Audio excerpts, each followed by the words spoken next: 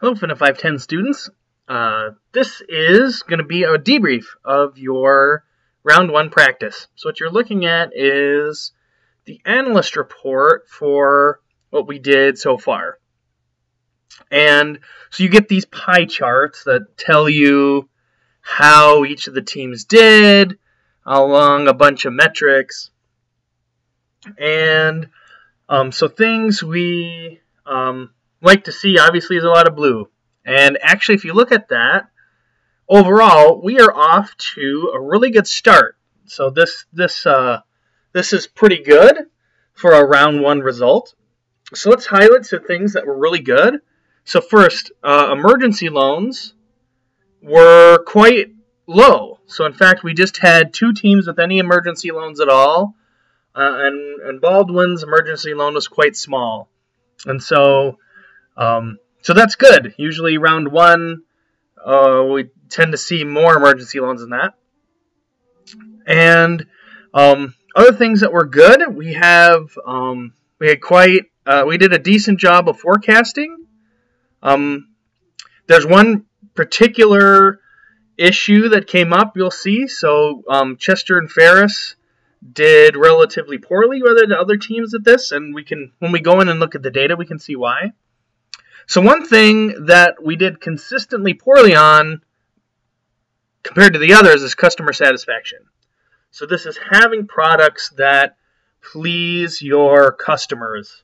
And so remember, there's actually quite a bit to making your customers happy. So the first obvious thing with customer satisfaction is having your product at the sweet spot for the circle. So when you did that opening exercise in CAPSIM, they did a little sort of work through where you figure out where the sweet spot is and then show how it drifts over time. And so one important aspect to customer satisfaction is getting your products close to where the customers want them in terms of size and performance. But that's not the only thing that feeds into customer satisfaction. Another important aspect is the mean time before failure. So that's something that you set, MTBF. The higher mean time before failure, the more expensive the products are to produce. So it doesn't necessarily end up being in your favor to raise mean time before failure overall, but it would increase demand if it made it more in line with what your customers were expecting. So they do look at mean time before failure as well as the location on the chart, the positioning of the product. But there are actually 2 additional factors that matter for customer satisfaction. The one that's really important, that's actually tricky to manage, is age. So products come into the simulation with a certain age, a certain number of years since they've been changed. And interestingly enough, not all markets prefer products that have a young age.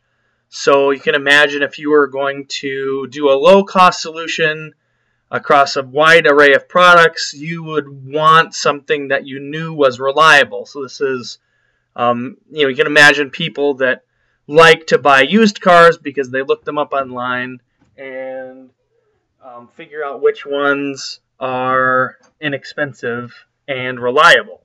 So that's different than getting the fanciest new car, right? So some markets prefer products that are old, and in particular, low market likes products that are pretty significant in age.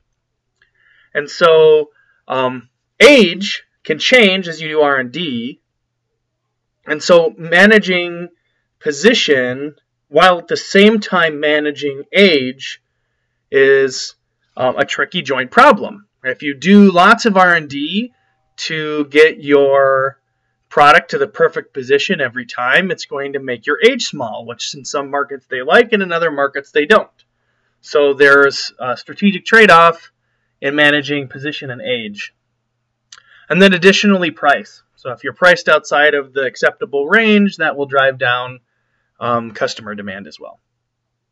So that's something that we struggled with, and on some level that makes sense because it's probably the one category that has the most moving parts. That and forecasting, but we actually did pretty good at forecasting. So And actually, if you want to see the breakdown for where these scores come from, now you won't get to see the whole pie charts generally, but you do get to see your own team's pie chart. And so you can go to here and get a breakdown on where the points come from here. So I'm going to go to customer satisfaction, and they'll show you where your points came from and then how the score is calculated. So you can't stock out, you have to sell 50,000 units, and then you need a survey score, and it has to be available. And then there's these other factors that feed into it. Okay, so if you're interested in how to increase the score in one of those categories, that's the place to go find it, is in the analyst report. Go to points analysis and select margins. So next, I want to look at some results to date. So here's some bar charts for all the different teams. So right away in profits, you can see that we had teams that made money and teams that were neutral and teams that lost money.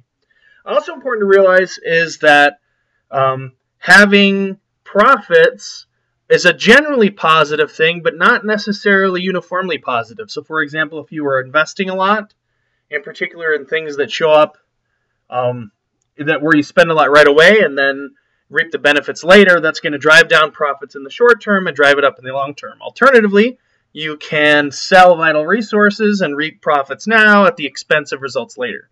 So it's a little too early to tell whether the profits picture is indicative of long-term performance of your team, but it is something to pay attention to. So if you had low profits and you thought you were, and you didn't think you were vesting long-term, you thought we were just operating normally, then maybe you have a management issue. Whereas if you have a lot of profit, you should be careful and make sure that you're not neglecting investment for the future. Again, we started all at the same place in market share, but there were some pretty significant shifts. There were Chester and Ferris both increased market share, as did Erie, at the expense of the other teams. Return on sales is that percentage, right? It's going to mirror the profit bar chart, because if you have more bar chart, you'll have more income, but it could be slightly different, as you may have high profits because you had a large market that wasn't necessarily profitable. So asset turnover is sales over assets. So if you had a higher asset turnover, it meant you did a better job of converting your assets into sales. And that meant most likely either that you reduced unnecessary production facilities, or you increased your market share while maintaining the same level of production, or maybe if it was lower, it's because you purchased productive assets that you didn't need in the short term, but possibly might in the long term. These should be fairly similar to the profit picture, although it does matter whether you issued stock or not. And we get this overall picture of stock price. Some went up, some went down, but overall we're still showing pretty solid prices. Notice market cap and stock price are different, partly because of shares outstanding. So let's switch over to the Courier. So this is the overall industry outcome, and we've got some specific financial statistics on all of the firms in the simulation, and these are available to everybody. I'm not giving away any secret information here. So if you're being savvy, you can go snoop around in here and see what people are up to. But right away we can see there's a pretty significant difference in margin between the teams. So we've got some 30s, and we've got, in Erie's case, we have a 15, which is on the pretty low side. So this would be, hopefully this is because they have a pretty significant investment in something which is driving up their costs in the short term. But I'll leave that to you to figure out. So we've got bonds. Obviously, if your profit picture is better, your credit rating will increase. So the real action, though, is where the cash went. That's strategically important for other teams to pay attention to. So notice we had Chester making a pretty significant plant investment in round one, and also generating a significant amount of cash from financing. So there's a lot of activity on Team Chester, where on some of the other teams, things were a lot more relaxed. So Ferris didn't do any financing, which is fine. They didn't need it because they didn't invest, but you'd certainly probably want to try to do some of these things in the practice rounds before you get to the competition round. And that's important because if we look at trying to avoid an emergency loan, so for example, we had, let's see if we go look at our balance sheet here, we have cash, right? Baldwin and Digby both ran out of cash and had to do an emergency loan. So let's just look at Team Baldwin for a minute. So we saw their change in cash was negative $3 million, and it was partly from retirement of long-term debt and paying a dividend. So they had a pretty significant, it was a $7 million negative cash effect from financing activities that they chose to do, which was not offset by operating earnings, leading to a cash shortfall. So that's the kind of thing you try to avoid, but of course it does somewhat depend on what kind of operating results you get, which are somewhat unpredictable. So moving down to the products and market by market, we see pretty significant change in actual versus potential market share. So remember, these bars all started at the same height. And the red ones represent what you could have sold had everyone had enough inventory. That's what the red means there. And the yellow is what you actually sold. And the yellow can actually be above the red if the extra sales, right? If you had inventory after other teams stocked out, then you can sell above and beyond your potential because customers that didn't want to deal with you in the first place end up buying your stuff because they couldn't get product from this team they wanted to shop from. And notice we had several stockouts in the traditional market. We had 3 major and 2 minor stockouts in the traditional market. And so those customers, a significant portion of those customers went to Team Erie. And so that led to a big bump in sales for Team Erie in the traditional market. Now, I'm not going to do an analysis like this for all the markets, but you should. So go through and look at all 5 markets, figure out who are the winners and losers in the different products, and then try to identify why. So look at did they do a better job in lining up position, age, price, and reliability, and then did they spend on sales and promotion? Did they drive awareness? Did they have better forecasting? We had, just looking where we had quite a few products stock out.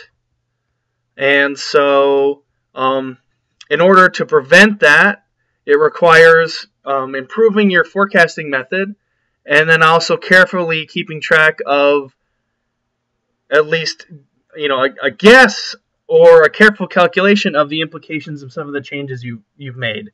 So for example, if you change a product to be, you think, better placed, that should drive people or customers to purchase it, and so you might want to produce inventory in anticipation of that increase.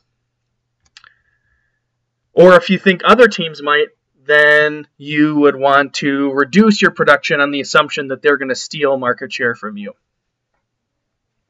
But overall, that's my recap for round 1. We did really well as a class, and going forward into Monday's results, I'd really love to see us try to shoot up our customer survey scores and on products that you are trying, that you're not moving. Obviously, if you're moving a product to a different segment, you don't want to line it up with a segment you don't care about aligning with, and try to fix your profits unless it's your strategy not to. So I can't really give you any super hard advice on what to fix and what not to fix because it depends on your team's private strategy. But overall, I can say unless you've got a good reason, your profits should be good and your customer service should be good. But it can, winning, successful, awesome strategies can, in the short term, have terrible survey scores and terrible profits. So don't assume that any particular team did better or worse on this round. It's pretty tough to tell at this point. And teams you might think did poorly may actually have done really well because their strategy called for a short-term disadvantaged position. So thanks. Email me any questions. And best of luck for deciding things on Monday. And I will see you or virtually see you next week.